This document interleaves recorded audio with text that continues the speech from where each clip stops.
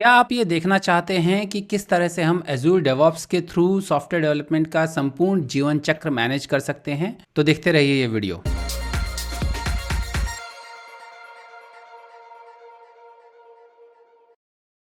नमस्कार दोस्तों, मैं हूं एस रवि कुमार, एक सर्टिफाइड सॉल्यूशन आर्किटेक्ट और आईटी करियर कोच। अभी कुछ दिनों पहले ही मैंने एक वीडियो निकाला था जिसमें कि मैंने आपको एज़ूर डेवऑप्स का इंट्रोडक्शन दिया था और ये बताया था कि किस तरह से हम एज़ूर डेवऑप्स यूज़ करके सॉफ्टवेयर डेवलपमेंट का संपूर्ण जीवन चक्र यानी कंप्लीट एसडीएलसी मैनेज कर सकते हैं। उसके कौन कौन से फीचर्स हैं और उनसे हम कैसे कंप्लीट एसडीएलसी मैनेज कर सकते हैं। आज मैं आपको प्रैक्टिकली एज़ूर डेवऑप्स की साइट पर ले जा करके दिखाऊंगा कि किस तरीके से हम एज़ूर डेवऑप्स पे एक सॉफ्टवेयर प्रोडक्ट का या एक सॉफ्टवेयर एप्लीकेशन का संपूर्ण जीवन चक्र कैसे मैनेज करते हैं। तो चलिए चलते हैं मेरे कंप्यूटर पर।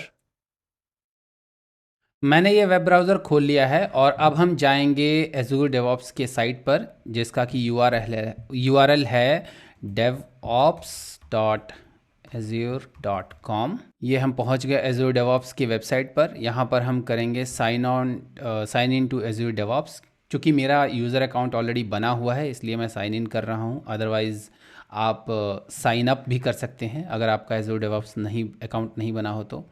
और ये आपका साइन इन करने पर यहाँ पर मैं गिटहब के थ्रू साइन इन कर रहा हूँ। मेरा गिटहब अकाउंट, जैसा कि सब लोग जानते हैं, टेकी राठौर है। ये हम लॉगिन कर चुके हैं मेरे एज़ूर डेवऑप्स के अकाउंट पे। हर अकाउंट, हर यूज़र जो है एज़ूर डेवऑप्स का, एज़ूर डेवऑप्स उसे एज ए ऑर्गेनाइजेशन काउंट करता है, जितना मुझे लगता है, जैसा कि मैं देख रहा हूँ। आप देख रहे हैं कि टेकी राठौर जो है वो एज एन ऑर्गेनाइजेशन और एज एन ऑर्गेनाइजेशन है। तो मेरे जितने अपने प्रोजेक्ट हैं यहाँ पर दिख रहे हैं, एक्सपेंसर, टीआर यूटिल्स, गोली बैक। तो इस तरह से ये 3 प्रोजेक्ट मेरे बने हुए हैं। ये प्रोजेक्ट आप देख रहे हैं। इसके अलावा यदि मैं किसी और ऑर्गेनाइजेशन के साथ काम करता हूं तो वो ऑर्गेनाइजेशन भी यहाँ पर आपको लेफ्ट में दिख जाएगा। जैसे कि यहाँ पर देखिए टेकी राठौर बाय डिफ़ॉल्ट आ रहा है, आईकूल टेक्नोलॉजीज़ आ रही है क्योंकि मैं आईकूल टेक्नोलॉजीज़ के साथ भी काम करता हूँ। तो आईकूल टेक्नोलॉजीज़ आ रहा है यहाँ पर। अगर मैं कोई और ऑर्गेनाइजेशन बनाना चाहता हूँ तो I can create a new organization यहाँ से। तो ये मेरा एज़ूर डेवऑप्स का जनरल डैशबोर्ड है मेरे लिए। चलिए मैं आपको एक नया प्रोजेक्ट बना करके दिखाता हूँ कि एज़ूर डेवऑप्स पे हम जब एक नया प्रोजेक्ट बनाते हैं तो हमें क्या क्या फील्ड्स और क्या क्या फीचर्स अवेलेबल होते हैं। ये मैंने क्रिएट न्यू प्रोजेक्ट बटन पे क्लिक किया और यहाँ पर मैं प्रोजेक्ट का नाम दे दूँगा। प्रोजेक्ट का नाम दूँगा यूट्यूब EX, यूट्यूब एग्जाम्पल। अभी के लिए जस्ट बना रहा हूँ क्योंकि मैं फिर इसको बाद में डिलीट करने वाला हूँ। एक्चुअल इम्प्लीमेंटेशन या एक्चुअल प्रोसेस जो हम फॉलो करेंगे 100 डेज़ ऑफ कोड में, वो इस एक्सपेंसर एप्लीकेशन में करेंगे।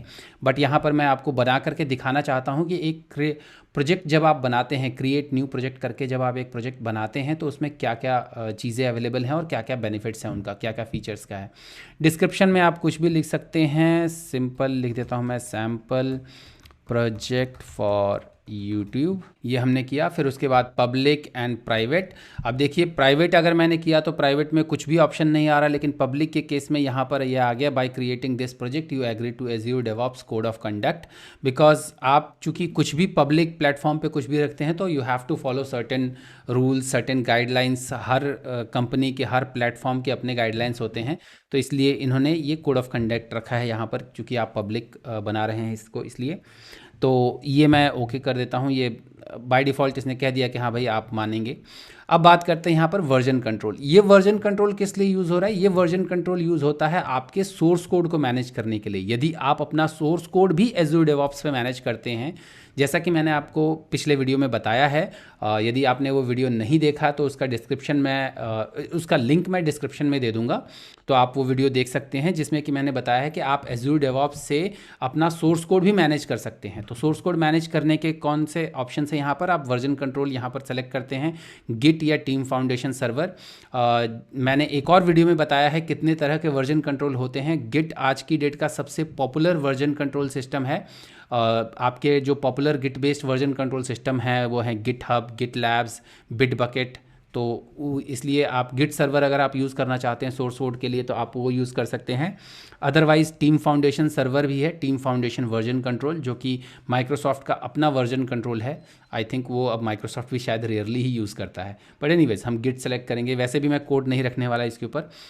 नेक्स्ट बात आती है वर्क आइटम प्रोसेस की। वर्क आइटम प्रोसेस क्या होता है? बेसिकली आप जब एक सॉफ्टवेयर एप्लीकेशन बनाते हैं, अब इसमें वर्क आइटम यहाँ पर एज्यूर डेवऑप्स के कंसेप्ट में वर्क आइटम प्रोजेक्ट मैनेजमेंट के हिसाब से आ जाता है आपका, कि आप अपने टास्क किस तरह से बनाएंगे। आपका वर्क आइटम जो है वो एक टास्क हो गया, उसमें आप जो भी प्रोसेस फॉलो करते हैं वो सारे प्रोसेसेस के उस सारे प्रोसेसेस के जो भी डिटेल्स होते हैं वो सारे इसमें आ जाते हैं। तो यानी कि आपका ये आ गया एजाइल, बेसिक, CMMI, स्क्रम। अब एजाइल, अगर आप एजाइल, इनमें डिफरेंसेस क्या हैं वो आप यहाँ पर क्लिक करके आप देख सकते हैं। ये मैं हेल्प पे चला गया तो यहाँ पर देखिए ये बता देगा पूरा कि बेसिक, एजाइल, स्क्रम, CMMI, इसमें कौन कौन से फीचर्स हैं, क्या क्या हैं, ये पूरा आपको डॉक्यूमेंटेशन में यहाँ पर बता देगा। तो हम जो है हम यहाँ पर सिंपल एजाइल सेलेक्ट कर लेते हैं और हम ये प्रोजेक्ट क्रिएट कर देते हैं। तो 2 मिनट लगेगा और आपका ये प्रोजेक्ट जो है वो रेडी हो जाएगा। अब देखिए कि आप देख रहे हैं कि ये प्रोजेक्ट बन चुका है। यूट्यूब एग्जाम्पल यहाँ पर टाइटल दिख रहा है, ये आपका पब्लिक दिखा रहा है क्योंकि ये पब्लिक प्रोजेक्ट है। यहाँ पर इनवाइट का ऑप्शन है। चूँकि मैं फ्री यूज़र हूँ तो एज ए फ्री यूज़र मैं अप टू 5 लोगों को इनवाइट करके और इस पे काम कर सकता हूँ, जितना मुझे लास्ट पता था। बाकी डिटेल्स आप ये, चूँकि ये चीज़ें जो हैं लाइसेंसिंग और कॉस्टिंग जो है वो time to time companies change करती रहती है, तो आप देख सकते हैं इसके लाइसेंसिंग पेज पर जा कर के क्या है। अच्छा, अब हम बात करते हैं कि इसमें कौन कौन से फीचर्स हैं और हम कैसे कैसे इसको मैनेज करेंगे। तो हम इसमें कौन कौन से फीचर्स हैं ये देखने के लिए देखिए आपके पास ये लेफ्ट नैव है जिसमें कि आपका ओवरव्यू आ रहा है। ओवरव्यू में ये आपका समरी खुला हुआ है। तो ये जैसे हमारा ये डैशबोर्ड ऑप्शन पर ये हमारा डैशबोर्ड खुल जाता है। आप अपना डैशबोर्ड भी बना सकते हैं, यहाँ पर ऑप्शन दिया हुआ है क्रिएट न्यू डैशबोर्ड का। उसके अलावा विकी है जिससे कि आप अपने विकी डॉक्यूमेंटेशन, प्रोजेक्ट का विकी डॉक्यूमेंटेशन बना सकते हैं। विकी बेसिकली विकीपीडिया के फ्रेमवर्क को यूज़ करके ज़्यादातर कंपनीज बनाती हैं, या शायद उसी तरीके से यूज़ होता है। I am not sure, very much sure about it, क्योंकि मैंने आज तक कभी कोई विकी बनाया नहीं है और यूज़ नहीं किया हुआ है। बट ये आप यहाँ से प्रोजेक्ट विकी के थ्रू आप डॉक्यूमेंटेशन लिख सकते हैं। तो आप जो कुछ भी करना चाहते हैं वो कर सकते हैं। बोर्ड्स की बात करते हैं। अब सबसे पहला ये जो बोर्ड्स है, this is the place where your actual project management is done. यहाँ से आपका प्रोजेक्ट मैनेजमेंट होता है। आप कोई भी प्रोजेक्ट लेते हैं, कोई भी एप्लीकेशन बनाते हैं, तो आपका ये जो बोर्ड्स है उसी में आपका प्रोजेक्ट मैनेजमेंट होता है। जैसे कि आपका वर्क आइटम्स आ गया, बोर्ड्स आ गया, बैकलॉग्स आ गया, स्प्रिंट आ गया, क्वेरीज आ गई। तो ये बेसिकली कैसे, ये आपका जो भी आपने प्रोसेस बिगिनिंग में स्टार्ट किया था, जैसे CMMI, एजाइल, हमने एजाइल चूज़ किया था तो एजाइल की वजह से ये सारे एजाइल के ऑप्शंस आ गए। बोर्ड्स, बैकलॉग, स्प्रिंट्स, क्वेरीज, तो हम इसमें स्प्रिंट्स बना सकते हैं, क्वेरीज बना सकते हैं। वर्क आइटम, जैसे अब मैं क्लिक करता हूँ न्यू वर्क आइटम पे।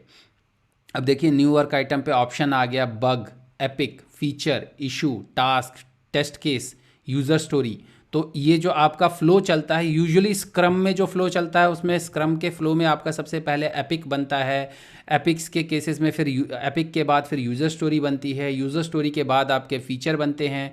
फीचर के बाद आपके टास्क बनते हैं और टास्क के अंदर आपके टेस्ट केसेस बनते हैं और उसके बाद आपका बग बनता है। तो ये पूरा साइकिल, जो प्रोजेक्ट मैनेजमेंट का जो साइकिल है, इस टास्क के थ्रू आप यहाँ पे मैनेज कर सकते हैं।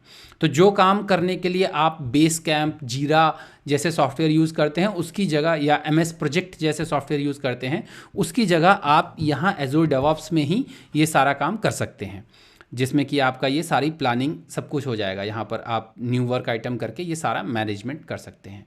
नेक्स्ट बारी आती है आपके रेपोज की। रेपोज यानी कि सोर्स कोड मैनेजमेंट। आपका रेपो यानी repository, repo is short form of repository. आप अपना सोर्स कोड कैसे मैनेज करेंगे? यदि आप अपना कोई भी सोर्स कोड जो है इस प्रोजेक्ट के लिए, देखिए यहाँ पर URL बन करके आ रहा है HTTPS, जैसा कि गिटहब में आता है आपका क्लोन करने का, बनाने का, तो आप यहाँ पर रेपो बना सकते हैं। तो ये आपका सोर्स कोड मैनेज करने के लिए हो गया। अगर आप सोर्स कोड नहीं मैनेज करना चाहते हैं, यहाँ पर यूजुअली कई लोग क्या करते हैं कि एज़्योर डेवऑप्स पर अपना प्रोजेक्ट मैनेजमेंट, CI/CD टेस्टिंग वगैरह वगैरह मैनेज करते हैं, और जो आपका सोर्स कोड है वो गिटहब पर रखते हैं। तो वो भी आप कर सकते हैं, वो ऑप्शन भी यहाँ पर अवेलेबल है। वो हम किस तरीके से कहाँ कैसे यूज़ करते हैं उसके बारे में भी जस्ट थोड़ी देर में बताता हूँ। तो जैसा कि हमने देखा कि रेपोज के थ्रू हम अपना सोर्स कोड मैनेज करते हैं। उसके बाद बारी आती है पाइपलाइंस की। अब ये पाइपलाइंस जो हैं, ये एक जो सबसे ज़्यादा यूज़ होने वाले फीचर जो हैं एज़्योर डेवऑप्स के, वो हैं आपके बोर्ड्स और पाइपलाइंस, कुछ हद तक आर्टिफैक्ट्स, क्योंकि ये तीन सबसे ज़्यादा पॉपुलर फीचर हैं जो बहुत ज़्यादा लोग यूज़ करते हैं। अब लोग अमूमन जैसे आपको अगर बंडल में कुछ मिल जाता है, आप एक गुडी बैग लेने जा रहे हैं और आपको बंडल में कुछ मिल जाता है, तो आप उसको फेंकते थोड़े ना, आप कहते हैं कि चलो यार यूज़ कर लेते हैं, काम आ जाएगा। तो उसी तरीके से आपका जो रेपोज है वो भी उसी वैसा ही है, क्योंकि रेपोज भी लोग यूज़ कर ही लेते हैं, कहते हैं कि चल यार जब सब कुछ हम एज़्योर डेवऑप्स पे कर रहे हैं तो अपना सोर्स कोड भी एज़्योर डेवऑप्स पर ही रख देते हैं। अदरवाइज जनरली कोड जो है गिटहब पर रखा जाता है, ज़्यादातर लोग गिटहब पर रखते हैं। अच्छा, टेस्ट प्लान्स की बाद में बात करेंगे, सबसे पहले पाइपलाइंस की बात कर रहे थे हम लोग। तो पाइपलाइंस का हम यूज़ करते हैं CI/CD यानी कॉन्टिन्यूस इंटीग्रेशन और कॉन्टिन्यूस डिलीवरी पाइपलाइन बनाने के लिए। अब जैसे अगर मैं पाइपलाइन बनाना चाहूँ तो यहाँ पर देखिए, मैं क्रिएट पाइपलाइन पे क्लिक करूँगा, ये मेरा पाइपलाइन बनाने का ऑप्शन आ जाएगा। यहाँ पर देखिए ये ऑप्शन बता रहा है, सबसे पहले पूछ रहा है मेरे से वेयर यूज़ योर कोड, क्योंकि ऑब्वियसली रेपोज में तो यहाँ पर कोई कोड है नहीं, लेकिन अगर रेपोज में कोड होता तो ये यहाँ पर आप सेलेक्ट करेंगे तो बाय डिफ़ॉल्ट ये रेपो उठा लेगा, अदरवाइज़ ये आपको बता देगा। देखिए बिट बकेट के साथ इसका इंटीग्रेशन है, अदर गिट का मतलब है कि आप कोई भी गिट रेपोजिटरी यूज़ कर रहे हैं उसके साथ इंटीग्रेशन है, सब वर्जन के साथ इंटीग्रेशन है, गिटहब के साथ है, गिटहब एंटरप्राइज सर्वर, मतलब कई लोग अपना personal GitHub server enterprise server का लाइसेंस लेकर के यूज़ करते हैं, उसका भी इंटीग्रेशन है। तो ये आपके डिफरेंट इंटीग्रेशन है। आप यहाँ पर कोड सेलेक्ट करते हैं, उसके बाद कोड कनेक्ट करने के बाद आप फ्रेमवर्क सेलेक्ट करते हैं, क्या आप बिल्ड कर रहे हैं, क्या कोड कर रहे हैं। प्रॉब्ली CI/CD पाइपलाइन कैसे बनाते हैं, क्या बनाते हैं, उसके ऊपर एक अलग से वीडियो बाद में बनाऊंगा मैं, जब मैं अपना एप्लीकेशन बनाऊंगा, कंप्लीट करूंगा, तो उसका एक CI/CD पाइपलाइन आपको बना करके दिखाऊंगा। लेकिन ये अभी प्रोसेस यहाँ से CI/CD का शुरू होता है। अब CI/CD का मतलब हो गया continuous integration and continuous delivery, दोनों पाइपलाइन यहीं पर बनती है। आप यहाँ पर जैसे देखिए कि आप ये पाइपलाइन में आपके दो पाइपलाइंस बनते हैं, एक कॉन्टिन्यूस इंटीग्रेशन का, इसी तरह से आप रिलीज पाइपलाइंस भी बना सकते हैं। रिलीज पाइपलाइन जो हो गया वो कॉन्टिन्यूस डिलीवरी का हो गया, मतलब आप कॉन्टिन्यूस इंटीग्रेशन में आपका कोड जो होगा वो रेपोजिटरी से उठाया जाएगा, उसको एज़्योर डेवऑप्स जो है वो आपको मशीन्स देता है, आपको कहीं पर कोई बिल्ड सर्वर वगैरह की ज़रूरत नहीं है, आप सब कुछ यहीं पर सेलेक्ट कीजिए, एज़्योर डेवऑप्स आपको मशीन देगा, आपका कोड बिल्ड होगा, और बिल्ड होने के बाद जो उसका आउटपुट निकलेगा उस आउटपुट को आप जहां कहेंगे वहां वो डिप्लॉय कर देगा। तो वो रिलीज पाइपलाइन बनेगी। एक बिल्ड पाइपलाइन बनती है, एक रिलीज पाइपलाइन बनती है। बिल्ड पाइपलाइन आपका कोड बिल्ड करती है, रिलीज पाइपलाइन आपका कोड को डिप्लॉय करती है। तो दैट इज CI/CD।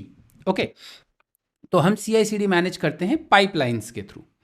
नेक्स्ट आती है बारी हमारे टेस्ट प्लान्स की। टेस्ट प्लान्स के बारे में सही बताऊं तो आपको बेहतर तरीके से कोई वो पर्सन बता पाएगा जो कि ऑटोमेशन टेस्ट केसेस लिखता है या ऑटोमेशन टेस्टिंग करता है, बिकॉज एज़्योर टेस्ट प्लान्स के थ्रू हम ऑटोमेशन टेस्ट केसेस मैनेज करते हैं। तो ऑटोमेशन टेस्ट केसेस जो भी मैनेजमेंट वगैरह कुछ भी करना हो उसके लिए आप एज़्योर टेस्ट प्लान यूज़ करते हैं, और ये शायद थोड़ा कॉस्टली भी है। इसके एग्जैक्ट डिटेल क्या है, कॉस्ट क्या है, वो आप लाइसेंसिंग पेज पे जाके देख सकते हैं कि इसके कॉस्ट क्या हैं। तो अगर आपको ऑटोमेशन टेस्ट केसेस लिखते हैं या आप मैनेज करते हैं तो आप एज़्योर टेस्ट प्लान्स के थ्रू आप अपने ऑटोमेशन टेस्ट केसेस मैनेज कर सकते हैं। अब बारी आती है आर्टिफैक्ट्स की। एज़्योर आर्टिफैक्ट्स जो हैं वो आपका यूज़ होते हैं आपके आर्टिफैक्ट्स मैनेज करने के लिए। जैसे यहाँ पर दिखाया हुआ है create a feed to host and share और पैकेजेस। सो ज़्यादातर जो .NET डेवलपर्स हैं वो जानते हैं कि हमारा मैक्सिमम डेवलपमेंट जो होता है वो न्यूगेट पैकेजेस के थ्रू होता है। हमें कुछ भी थर्ड पार्टी DLL या कुछ भी अपना कोई कंपोनेंट जो हम रीयूजेबल कंपोनेंट बनाते हैं वो हम एज ए न्यूगेट पैकेज बनाते हैं और हम उन न्यूगेट पैकेजेस को यूज़ करते हैं। तो कई बार एंटरप्राइजेज में क्या होता है, बड़ी बड़ी कंपनियों में क्या होता है, बड़ी क्या छोटी कंपनियों में भी होता है कि या जनरल डेवलपर भी मैं खुद कई बार अपने रेगुलर यूज़ की जो चीज़ें होती हैं उनको एज ए न्यूगेट पैकेज बना करके सेपरेट डीएलएल बना करके रखता हूँ, ताकि मैं उनको बार बार अपने डिफरेंट एप्लीकेशन पे मुझे वो कोड कॉपी पेस्ट ना करना पड़े, मैं सीधे उस डीएलएल को लेकर के इस्तेमाल कर सकता हूँ। तो वो पैकेज होस्ट करने के लिए दो तरीके होते हैं, या तो आप NuGet.org पे जाकर के होस्ट करो, वो पब्लिक रेपोजिटरी हो गई। जैसे कि आपका गिटहब में आपने एक पब्लिक रेपोजिटरी बना दिया, उसी तरह पैकेजेस की जो रेपोजिटरी है वो NuGet.org है जो कि पब्लिक है। लेकिन अगर आप प्राइवेट अपनी कोई रेपोजिटरी रखना चाहते हो वो आप एजूर आर्टिफैक्ट्स पे कर सकते हो। हालांकि गिटहब ने भी आर्टिफैक्ट्स की अपनी एक रेपोजिटरी निकाल दी है, मगर ये जो है एजूर आर्टिफैक्ट्स जो है ये गिटहब से पहले अवेलेबल था, पहले आया था, और आई थिंक इसकी कैपेसिटी ज़्यादा है। इसमें शायद आप 2 GB तक के पैकेजेस रख सकते हो usually, I am not sure, वो आपको चेक करना पड़ेगा, बट शायद फ्री में आप 2 GB तक के पैकेजेस रख सकते हो। जैसे कि मैं आपको दिखाता हूँ, ये मैं टेकी राठौर पे गया और यहाँ पर आप जैसे देख सकते हैं ये TR यूटिल्स है। अगर मैं TR यूटिल्स पे क्लिक करता हूँ तो यहाँ पर देखिए आर्टिफैक्ट्स में आपको ये आ जाएगा, ये मेरा TR यूटिल्स डैप एक्सेस यानी डेटा एक्सेस पैकेज। सो ये डैप एक्सेस का मैंने ये आर्टिफैक्ट बनाया हुआ है, जो कि मैं कॉमन डैपर में डैपर डेटा एक्सेस कह सकते हैं आप। तो डैपर डेटा एक्सेस के लिए मैं अपने एप्लीकेशन में ये कोड यूज़ करता हूँ और इसके थ्रू मैं डैपर डेटाबेस कनेक्शंस यूज़ करता हूँ। और ये आर्टिफैक्ट्स आप डायरेक्टली जो है वो विजुअल स्टूडियो से या विजुअल स्टूडियो कोड से, जहाँ पर भी आप NuGet पैकेज मैनेज करते हैं, जहाँ पर भी आप NuGet पैकेजेस यूज़ कर सकते हैं, वहाँ पर आप इसका URL दे करके आप इसको कनेक्ट कर सकते हैं। जैसे अगर मैं इस पर क्लिक करूँ, ये देखिए डैप एक्सेस पे अगर मैं क्लिक करूँ तो ये देखिए connect to the feed PM install dap access version this यहाँ पर दिखा रहा है पूरा का पूरा, और ये पूरा TR यूटिल्स का एजूर डेवऑप्स TR यूटिल्स का पूरा पैकेज का फीड है। तो अगर मैं यहाँ आर्टिफैक्ट्स पे क्लिक करता हूँ, आपका create feed, connect to the feed, ये देखिए कनेक्ट टू द फीड किया। यहाँ पर देखिए आपको फीड पे कनेक्ट करने के कौन कौन से ऑप्शंस दिए हुए हैं। तो मैं इस फीड को कनेक्ट करके अपने लोकल पैकेजेस यानी अपने पर्सनल एप्लीकेशन के हिसाब से, अपने पर्सनल कंपनी के हिसाब से जो भी NuGet पैकेजेस मैनेज करना चाहूँ वो मैं एजूर आर्टिफैक्ट्स के थ्रू मैनेज कर सकता हूँ। इस वीडियो में आपने प्रैक्टिकली देखा कि किस तरह से आप एजूर डेवऑप्स को यूज़ करके complete software development life cycle यानी संपूर्ण सॉफ्टवेयर डेवलपमेंट का संपूर्ण जीवन चक्र मैनेज कर सकते हैं। चाहे वो प्रोजेक्ट मैनेजमेंट हो, चाहे वो कोड हो, चाहे वो NuGet पैकेजेस हो, चाहे वो टेस्ट प्लान्स हो, ऑटोमेटेड टेस्ट प्लान्स हो, आप सब कुछ एक ही जगह पर एक ही डैशबोर्ड से कैसे मैनेज कर सकते हैं, ये आपने इस वीडियो में देखा। उम्मीद है आपको ये वीडियो पसंद आया होगा। यदि आपको ये वीडियो पसंद आया है तो मेरे इस वीडियो को लाइक कीजिए, मेरे चैनल को सब्सक्राइब कीजिए और इस वीडियो को अपने दोस्तों के साथ शेयर कीजिए, ताकि मैं इसी तरह के वीडियो आपके लिए हमेशा लेकर के आता रहूं। तो अगले वीडियो तक अपना ख्याल रखिएगा। नमस्कार।